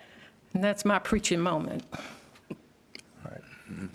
Any other discussion on the motion? Yep. Commissioner Belfield? Early, when we started working on the budget and funding the outside agencies, we left the right center out, which is a very, very important part of this county, well, both counties, Nash and Edgecombe. And it really helped people who are working with elderly parents and things, that it give them a chance to continue working with their jobs and not have to quit or limit themselves to go part-time so they can take care of their elderly parents. So that bothered me, and the first thing popped in my mind, and I said, I'm gonna vote against the budget. And then I thought about it, the good things that we have in this budget. Now, these increases, and I know we talked about the Sheriff's Department, I think that ought to stay where originally the staff put it. And if we need to amend, we can amend these budgets to keep these programs going, keep the operation of the different departments, capital projects or whatever, can be amended. And I just think that the first recommendation that we got from the staff should be the one that we vote to approve and can amend it along the way as we move through the fiscal year. All right. Any other discussion? All right. Seeing none, all in favor of the motion, let it be known by saying aye. Aye. Has there been a motion? Hadn't been a motion. Yeah, What motion? it was a motion. Did you? Commissioner Leggett made a motion, and Commissioner Who seconded the motion? Wilkins seconded. No, Commissioner Outlaw second. Outlaw seconded. Okay. Yeah. I don't remember that, but Yes, sir. if I did. Correct. I stand by that. I support this budget, and I'll tell you, I think Commissioner Belfield said it best. There's more good in this budget than there is bad. I wish I could take the time, I won't take the time to elaborate on why I feel like the sheriff's office budget has increased and the school system budget has remained virtually flat as their population has steadily declined, and they have eliminated buildings, administrative staff, et cetera. So I think it's a reasonable budget, and I think we need to support this budget today and put it behind us and move on. So I stand by that second. I'm ready for the vote. All right, any further discussion? You heard the motion. All in favor of the motion, let it be known by raising your right hand. All right. All opposed? All right, motion carried. Thank you. Thank you, sir. We will now go to our board committee special reports. Ms. Tia Fuller. No, this is, I'm sorry. Commissioner Vice Chair Howell has that task. Thank you, Mr. Chairman. So we'll start off with District 1 with our chairman, Mr. Arrington. Okay, it says that, please report only on significant items. The Juvenile Crime Prevention Council, I went to the last meeting in May, and, you know, they basically try to prevent juvenile crimes and try to find ways to prevent crime and keep juveniles in a productive environment. But one of the things I learned is that they said that the Nash County Public Schools really doesn't have an alternative school reentry program or opportunity for students to reentry once they, have committed a crime or have been expelled from school. So look like that's something that the school system might need to look at as far as alternative school methods. The Capital Project Group, Commissioner Leggett and Commissioner Davis serve on that Capital Project Group. We pretty much listened to Jonathan Boone,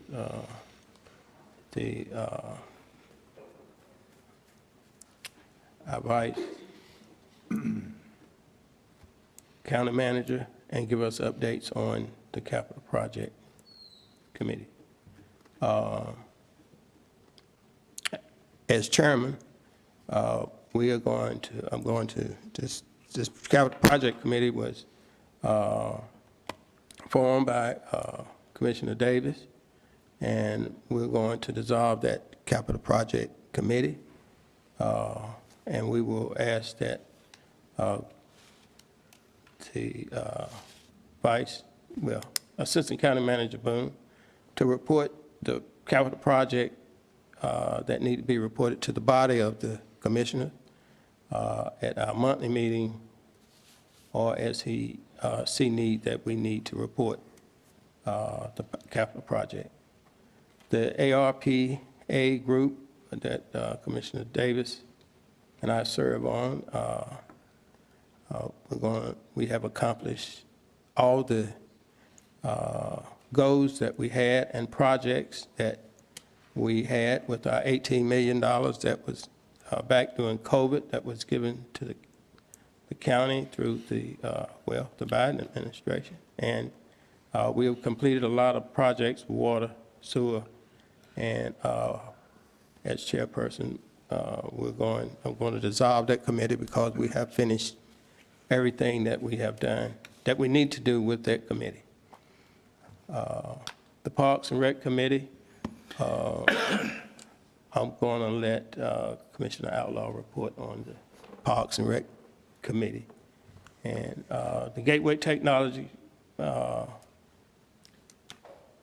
Board, I report there, attended the last meeting, and Gateway Technology, they are pretty much trying to make sure that we have industry coming into Rocky Mount and Nash County, and I think it's progressing well. Our Public Safety Committee, Commissioner Freddie Howard and myself and Robert Davis serve on that committee. In the beginning, that was formed by Commissioner Chairman Outlaw at the time to look at all our departments of public safety, which is the Sheriff Department, EMS, 911, the fire station, and we have pretty much completed, I think, our goal with that committee. The Sheriff Department, we have addressed the major issues there, the fire station, the EMS, and trying to get those departments where they're more functional. I think we have done that. And now, at our last meeting, we discussed the possibility of a public safety building.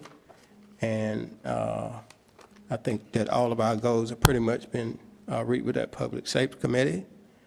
And as chair, I'm going to dissolve that committee, and that committee will report, because they're going into another phase of, yes, acquiring and looking at possible sites for a public safety building.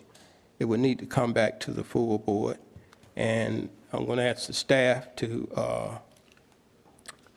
develop that committee so that they can come back and study and give to the board their findings as a possibility for a public safety facility and a possible location. So the main part of that would be back with the staff. And I want to say this about any of the public safety departments that has a problem that we haven't addressed or it comes in the future, that I feel like they should feel free to come to me or Vice Chair Commissioner Howard, and if we need to sit down with the staff, that we will address those issues and try to move forward. But the Public Safety Committee has made, I think, great progress, and that now we should be on the way to fulfilling some of the goals that we had. The other committee is Home and Community Care Block Grant. We just had our last meeting. I think I reported on the last one that we awarded all the grants that we had to the various agencies for home health care. Thank you. That's all my committees. Commissioner, Vice Chair Howard. Thank you. Commissioner Bedfield's next.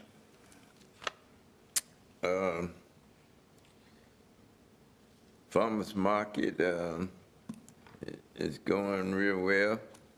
And one thing I think is helping it is the fact that the buy and sell program that comes on from 9 to 10. The first thing the person that's running that program is called down to the farmer's market to find out the different things that they have there during the day. And Marlene, she describes it, and I believe that's a big help to it, because I stopped by there on Saturday morning. They are from 8 to 1, and I tell you, the parking lot's full of cars. So I think that's a good thing that they are getting publicity to help out. Of course, the Plain Council government, we have already adopted the budget, $4 million budget. And we meet again tomorrow night. Tar River Transit, I signed the papers, I believe it was Friday. Yeah, Friday. We're applying for grant money from North Carolina Department of Transportation and the federal part. We've been doing this on an annual basis, and we've been successful in getting these grants to keep that transit moving at the rate. In fact, we have increased it, especially with people out in the rural areas that need transportation to get to health facilities, maybe the doctor's office or some other health center.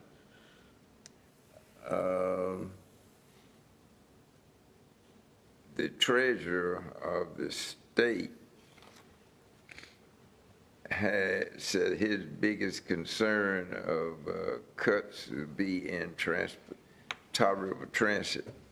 And we're working on that, because they are looking at the city management, looking at it where there can possibly be a cutback to take care of the deficit in operating. But we're trying, as a board, we're trying to get these grants, and if we get them, it's going to continue to operate at the rate and expansion that we had planned for it. And that's my report. Thank you, sir. Next would be myself at District 3. I could not attend the last Volunteer Ag District Advisory Board due to a sickness. The Economic Development Alliance has not met in a while. The Farmers Market Advisory Board has, and there's a lot of activities going on there.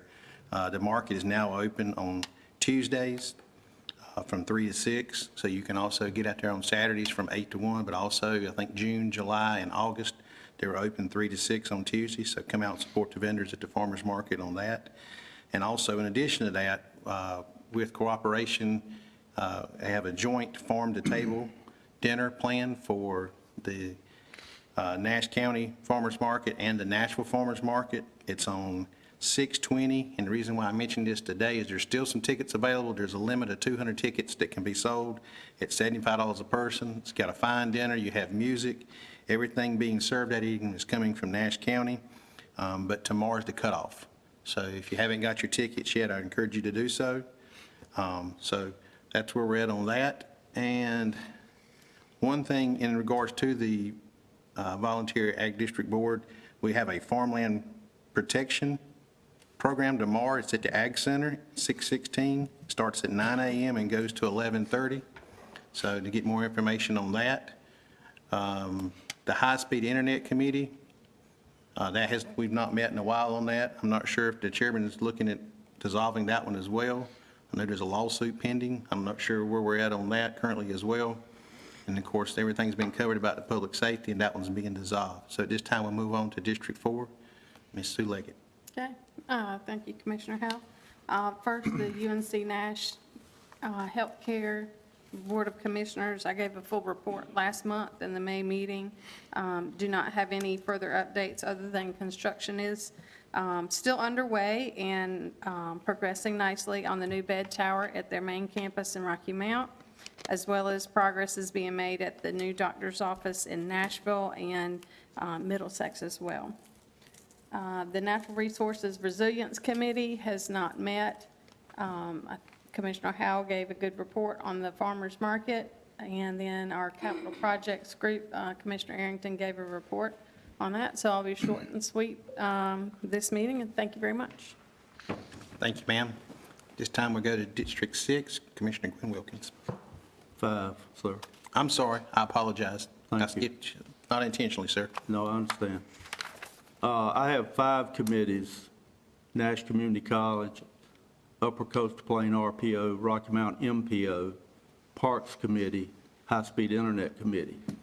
The information I provided at the May meeting has not changed. I have nothing significant to add to the notes that I provided at that meeting. I would request, after we complete reports, that we have time to comment on the dissolution of some of these boards that the chairman spoke to. Thank you, sir. Thank you. We'll go to District 6. Ms. Gwen Okay, Wilkins. as Commissioner Leggett said, and I'm confused because we gave reports last month, and it's on here again for this month, and I just don't understand why. But my committee, Commissioner Leggett gave it last month. The Human Services Board has not met. We meet every other month, so we did meet in May. We have a meeting this coming Thursday. Economic Development Alliance has not met, and as Commissioner Howell said, the High-Speed Internet Committee, and I did not know I was on the High-Speed Internet Committee, so I would like to know when that happened, because I was prepared to give a little bit on the JCPC that I was sitting on. And I will say, insofar as that program supervised by Methodist Home for Children have recently completed the 3-year compliance monitoring and passed without any conditions or concerns. The council, the JCPC council was asked to consider planning events in Nash and Edgecombe counties to get gun locks and safes distributed. And there was discussion about pairing community health, like bike helmets and car safety, with the gun locks at back-to-school events. And Trillium will hold a post-disaster simulation in Kinston on July 1. And anyone wanting information on that, I know July 1's right around the corner, but can contact trillion. And that's all I have. Mr. Vice Chair, regarding the high-speed internet committee for Commissioner Wilkins' benefit and the board's benefit, I did notify at the last meeting that that was an error and you were not on the high-speed internet committee, and I asked that your name be removed from that. Thank you, Thank you. Commissioner And I Howell. would ask that again. Thank you. Okay. Staff, we can address that and get that corrected. We'll move on to District 7. Mr. Robbie Davis. District 7, I reported last month, Tourism Development Authority, and gave each member a copy of our meeting and the funding that was awarded. Nothing more to report on that. We routinely would not meet again until January. All the rest of those have been reported on or dissolved, and the only other one is the Trillium Health Resource Board. We did meet on May the 26th. I attended that meeting virtually due to some other responsibilities that they did not have time to travel to Washington. It was a pretty routine meeting. Nothing really to report on there, other than it was established that on June the 29th, coming up, we will be having a retirement party in Greenville for Dave Peterson. It will be from 12 to 2 o'clock because at the end of June, he will be retiring permanently. That's my report, Mr. Vice Chair.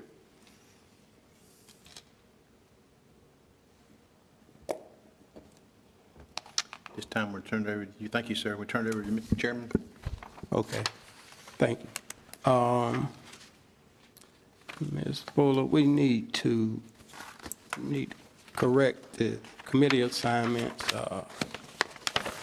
Commissioner Belfield is not on the Juvenile Crime Prevention Council, and Commissioner Wilkins is on that's been on that for the beginning of the year.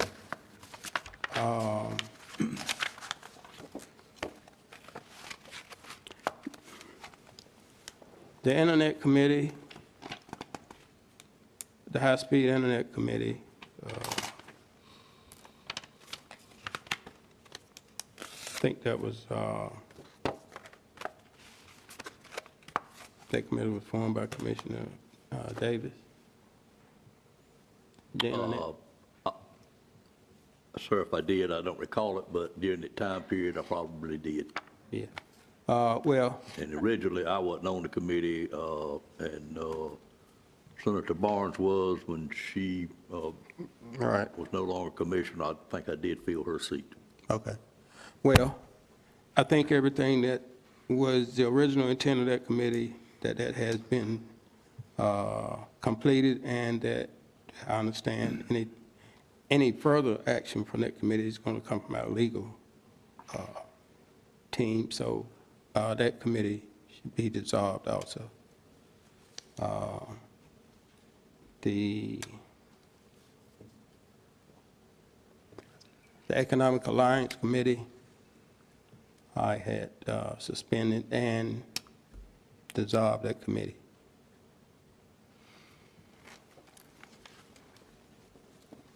All Mr. right. Chair, Yes, yes. question, please, Commissioner sir. So on the Internet Committee, since it's being dissolved as well, I know there's still a pending lawsuit the county has to recover a significant amount of funds that the county is owed. And also, I think there's over a $12 million grant that we're in the process of spending. Can we have that added to, I guess, an update from staff on that, to how that progress is going, and report from our attorney on the progress of the lawsuit in closed session? Yes. And then also in open session, how the funds are being spent and communicated to the full board? Yes.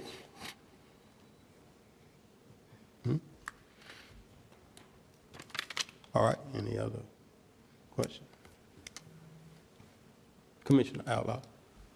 I don't know if this is a question, maybe a comment or comments. I don't really care if these committees are driven by staff or if they are driven by staff and include commissioners. But I believe, based on what I understand from the law, that any committee, regardless of who forms it, the chairman, the manager, whoever. If that committee has 2 or more commissioners on that committee, it is a public body. And if it is a public body, then that public body must notify the public when they have a meeting. They must maintain minutes. They must approve those minutes, and those minutes must be provided to the full board. My recommendation would be that that's what we do, and that those minutes be filed in a repository so they are available to all commissioners, including the new commissioners coming on. These new commissioners coming on will absolutely have no idea of what's going on in some of these committees because this information is not currently available. So that may be a point of disagreement with our attorney, but my study and review of this is that is the way it is. 2 or more commissioners make it a public body. And the reason it becomes a public body is because that committee is advising this board. So I'll give you an example. The Public Safety Committee. The Public Safety Committee, if that committee is formed as a committee of the staff, then the staff with no commissioners on that committee, then it is not a public body, and the staff would conduct those meetings, and they would advise this board whatever they chose to advise us. And that committee would then be making recommendations to this board for potentially in the future the construction of a public safety center, which could be millions of dollars. I don't know that the work of the High-Speed Internet Committee is complete. I don't think it is, but maybe it is. If everyone agrees, then I'm okay with that. But Capital Projects Committee, I don't know because I hadn't been on that committee. But I do know that that committee makes recommendations. It advises this board, and it currently has 2 commissioners on it. So I would ask you to entertain that thought and think about that before you just disband these committees and go behind the doors with the staff only and provide to this board whatever information you choose to provide to us.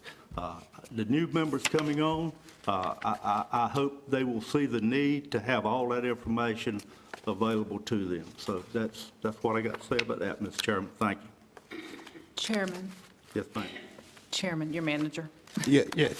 I just want to make sure that the full board is aware that in your OneDrive, I have set up folders for committees, and any time that I have had minutes available to me back through the last year or more, I have pulled those documents into folders on your OneDrive, so there are folders there now existing that are keeping track of minutes broken down by year, so that you all have access to them, as well as our new commissioners will have access to them.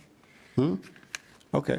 Well, right now, the only committee that will have any commissions on is the Park and Rec Committee. All the other committees will, like I said, there are no committees that are assigned by, I haven't created a committee as chairperson. What I've done is looked at what the committees that were standing when I became chair look like they have completed the job that they were assigned to do.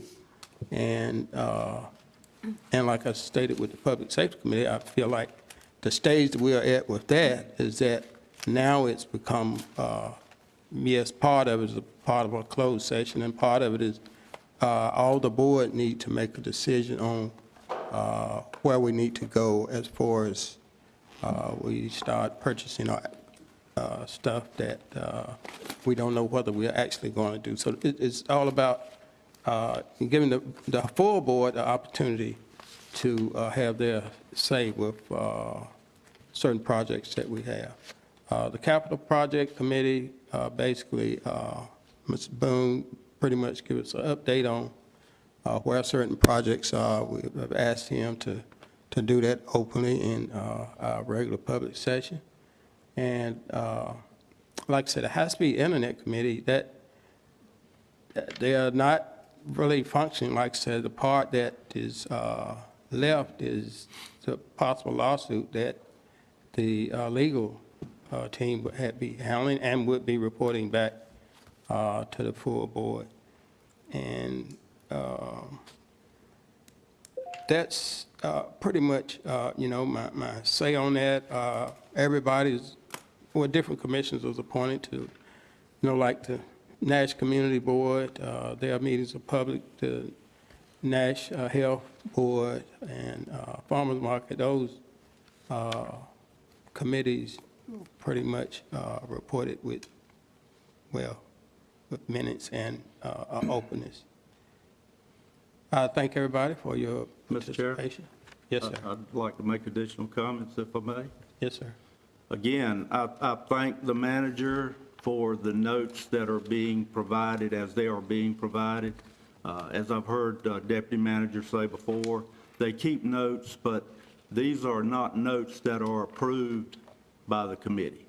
So my notes may differ from your notes may differ from my notes. What I'd like to recommend we do is I'd like to recommend that we bring in a representative from the School of Government and we have an open public discussion on this matter as to what is a public body. And then I'd like to see this board determine which of our committees meet that public body requirement, and that's the way we move forward. That's my recommendation. All right. Commissioner Outlaw, I stated the only committee that will have commissioners on it is the Parks and Rec Committee. And that's where we're at. And also, like with the Public Safety Committee, we approved the last couple of, at least, as a body, approved the minutes because it wasn't really necessarily what Jonathan was taking notes, but we approved those minutes because that was part of, trying to do things so that the rest of the commissioners would know. There's no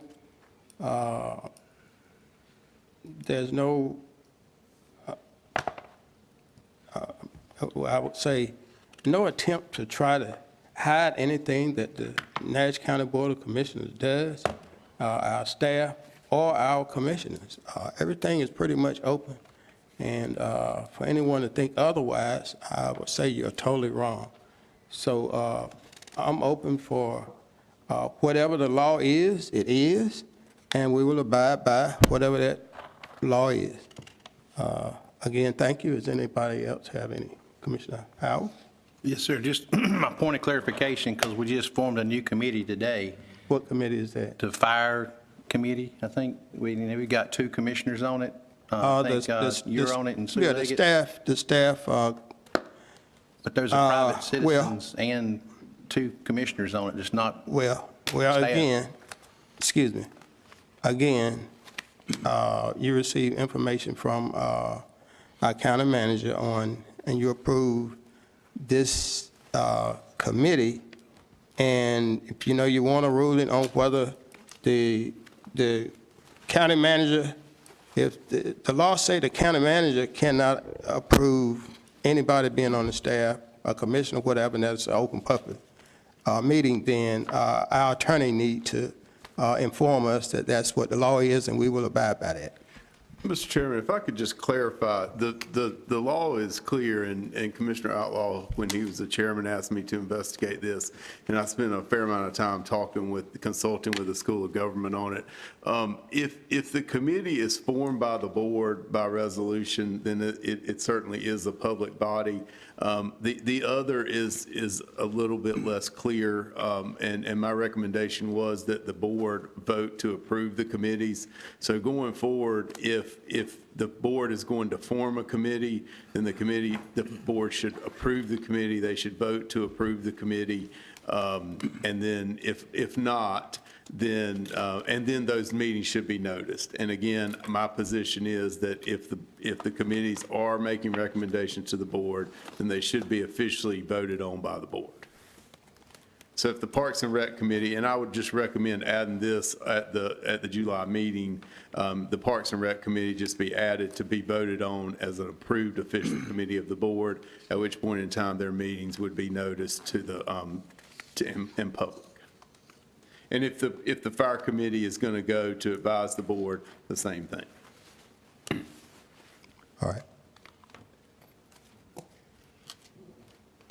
Commissioner Howard. And with all due respect to our chairman, I don't know that our chairman has the authority to disband these committees without consultation with this board. And again, I further state, I'd like to make a motion today that we bring in a representative from the School of Government to give us a presentation on what is a public body, what constitutes a public body, what are the requirements of that public body. That's my motion. Okay.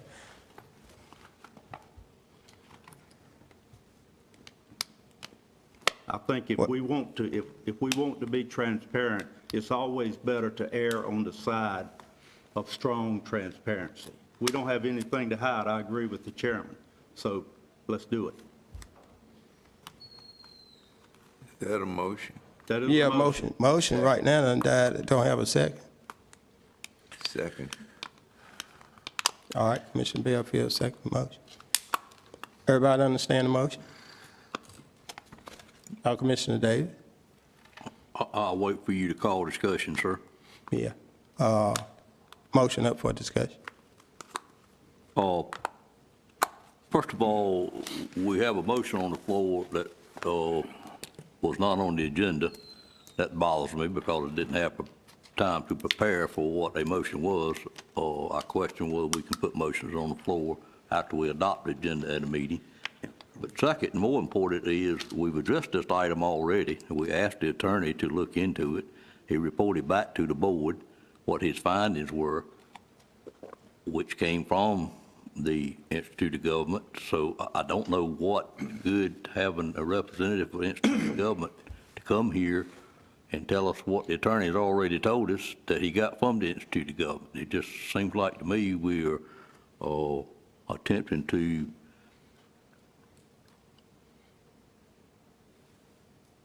instigate additional conflict on this board, and it's very obvious we have enough already. Are we going to believe our attorney, or we're not going to believe our attorney? So that's my thought on it, and certainly would not support this motion. All right. Commissioner, I have all due respect for our attorney, and he provided me with the email that he sent to the School of Government, and I believe I would be correct, Mr. Gainer, if you go back and look at that email, that your specific question to the School of Government was if that committee is appointed by the chairman. So I'm not talking about if it's appointed by the chairman, the vice chairman, any member of this board, the manager, the deputy manager. I'm simply stating that if you have a committee that is formed and it has 2 or more elected officials on that committee, and that committee is advising or making recommendations to this board, then that is a public body. And I think that can be clarified and cleared up if we bring a representative in here from the School of Government and we have an open discussion on this matter. Thank you, Mr. Chairman. all right. Mr. Arrington, can I just clarify that I don't know exactly what the email said, but we had several back and forth discussions via email and both on the telephone. And I talked with Ms. Fisher about coming, and she said that she would, if there were certain scenarios and a framework so that it was productive, she certainly will do that. But she did say she would like to have some framework of what it would look like if she were going to come. Again, my recommendation was to have the board approve those committees. That was back some time ago, maybe a year or so ago, to approve those committees and for those bodies to be public. And so that's just kind of where we ended that. All right. I want this my board members to understand that as chairperson, I have not assigned or created any committee. The only committees that I've served on were the committees that were assigned by my predecessors. And serving on those committees and the reports that have been received, that those committees are non-functional, that they have achieved their goal. And a committee is formed to accomplish a goal. And I feel like the goals have been completed. And on the Public Safety Committee, the goals that we set out are completed. Now we're entering into another phase where a lot of those decisions should be closed session minutes that the staff would be developing information and giving to the full board. But all those other committees were committees that were just standing stagnant. Commissioner Howell. Thank you, Mr. Chairman. We serve at the pleasure of the people. We're here to do the people's business in Nash County, the staff and the elected officials as well. There shouldn't be anything that we discuss except by law, which I think we do in closed session, personnel matters, a client privilege information, and then we go into economic development things. And I think when you do those, you go into closed session. So I think it's pretty simple. Everything else should be open to the public. I mean, we're doing the public's business. It's their money that's being spent. We work for them. Either we're elected or we're hired. We're not a private company. And anytime any public body needs to do one of those three things legally, they're allowed to go in closed session. So, I mean, and I know our attorney has given us advice, and I expect his advice, but I respectfully do disagree with it, and there's been other attorneys that have disagreed with his ruling on this as well. And that's why I think Commissioner Outlaw has made the request to have the School of Government come in, which is where we go to as a government body to seek guidance for clarification. So I would support Commissioner Outlaw's request to have them come and present to us and just clear this up. But I mean, we're here representing the people, and if we're going to spend $12 million, we're going to talk about building a new public safety complex, which is the one Johnston County just built 2 years ago, was $21 million, I believe. So, I mean, that's a large amount of money. And quite frankly, as a commissioner, again, and I've said this since I got on, the first meeting I got on, I was asked to approve $3 million, and I got notified Wednesday night at 5 o'clock. So I had 2 days to do my homework and prepare for this because staff is off on the weekend, and then we're voting on it on Monday. When you're making those kind of decisions, just send my money. If it was my money, it'd be different. But this is the people of Nash County's money. And we as commissioners need to make an educated decision. So keeping notes, keeping minutes for the committees that we do have, making the public have access to it, making the commissioners have access to it prior to 2 or 3 days before voting. I mean, look at today. I mean, no offense to I know we're under a bind now for our finance department as we approach the end of the year. We got to get this in today. I get this. But we made $200,000 worth of amendments today with no notice. And I'm not faulting her at all, by no means, as I have to be. And she discovered to protect us, to keep us legal. But I'm just saying, we should be open and transparent with this. And it's not about we're trying to hide it, but we need to have this kind of money that's being spent. And some of these commissioners on the board have made comments today about spending money. Well, I mean, if you don't have time to research it and look at it, do you really have time to make an educated decision? And that's all I'm asking, is just be open, share the information with the public, and share it with the fellow commissioners. I know staff works very hard at what they do. They're in it every day. We're not. But we're the ones that have to approve this or disapprove it. And I want to make sure I'm making the right decision for the citizens in Nash County. Thank you, Mr. Chairman. Mr. Chairman. Commissioner Wilkins.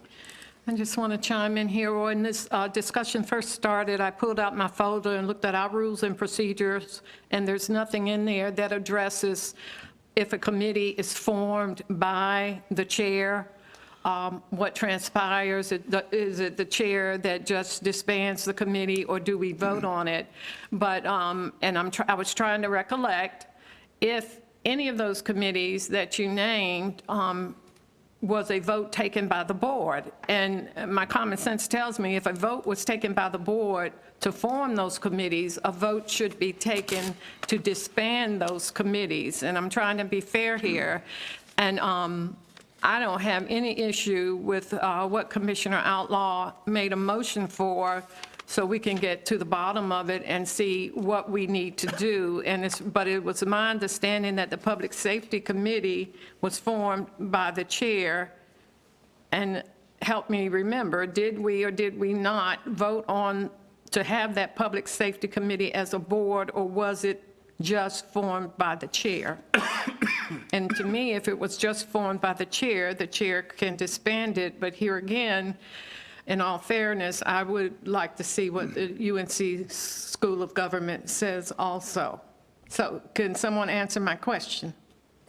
Attorney. I can answer it, yes. None of the committees were formed by the board. Okay. I did the research on that, and none were formed by resolution of the board. And that's why my recommendation was to form those committees specifically, whichever committees the board believed were important to be formed standing committees. Okay, thank you. Point of clarification.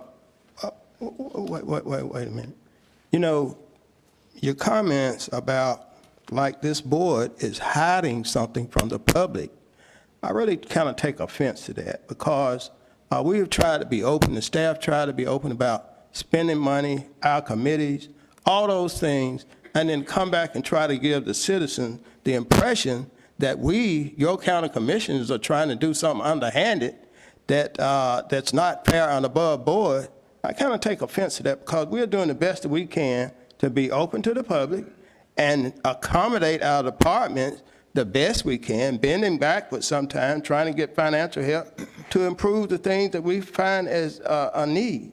And we have been doing this as openly as possible, and we're going to try to continue to do this as openly as possible. Sure, we can disagree on some of the things that how we do it, but it's all in the open. Commissioner Howell.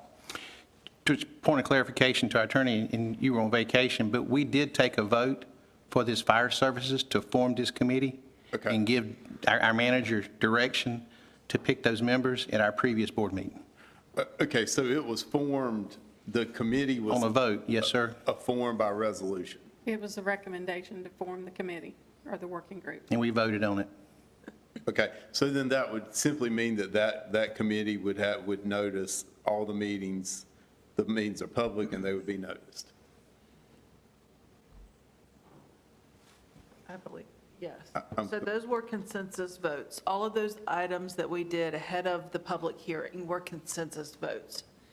And there wasn't a formal resolution. And we talked about a fire commission. And what I'm putting together is a committee, a working group, to work on establishing what that commission would look like, so that that recommendation can be brought to the board, and you all can formally form the fire commission for moving forward. So this is just a working group. It was done by a consensus vote, along with all the other items that they addressed for the budget, adding to the budget. Okay. So just point of clarification, so if then the consensus vote, no resolution is formed, is that still a vote when the body votes on it?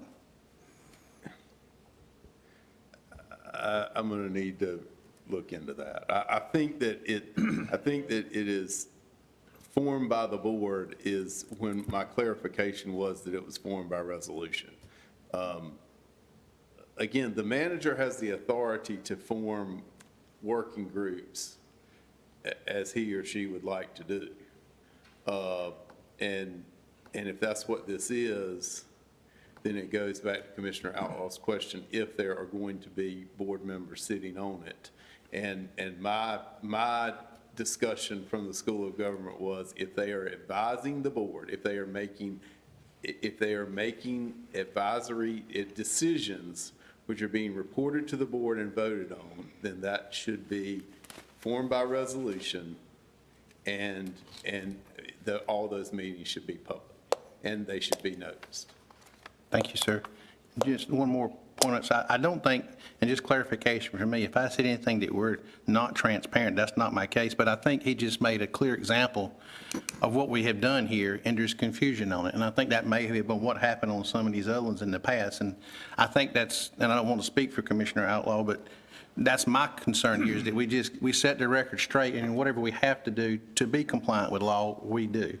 And there seems to be a difference, and that's where I'm thinking the School of Government could clarify that for us. And then we move forward in whatever decision that they advise us on, because they're the ones that have the knowledge of this and can clarify it for us. But thank you, sir. Mr. Chairman, I'd like to call the question, if I may, sir. All right, no further discussion? Y'all understand the motion? Can we restate that motion again? Mr. Chairman, can you restate the motion? That's what I'm saying, I'm asking. That was made by Commissioner Outlaw. Could you restate your motion? The motion is that we bring in a representative from the School of Government to give us a presentation addressing what is a public body and what is the responsibilities related to a public body. Is that in an open session? Excuse me? That would be an open session. Okay. All right, you understand the motion? Any further discussion on the motion? Let it be, all in favor of the motion, let it be known by saying aye. Aye. All opposed? All right, motion carried. Okay, there being no further action from the board, I would like to recess this meeting until Wednesday, June 24th, 2026, at 6 p.m. in the Frederick D. Cooper Jr. Commissioner's Room, this room, at the Nash County Administration Building here in Nashville. Is there a motion to recess this meeting until June 24th? Excuse me, Mr. Chairman, what's the purpose of that meeting? Purpose of that meeting is to, that's, UDO. It's the public UDO, input meeting on the UDO updates. UDO Yeah. updates. Thank you, sir. all right. All right, can I get a motion to recess? So moved. All right, been moved by Commissioner Howell, second by Commissioner Davis. All in favor, let it be known by saying aye. Aye. All right, motion carried. We'll recess until June 24th.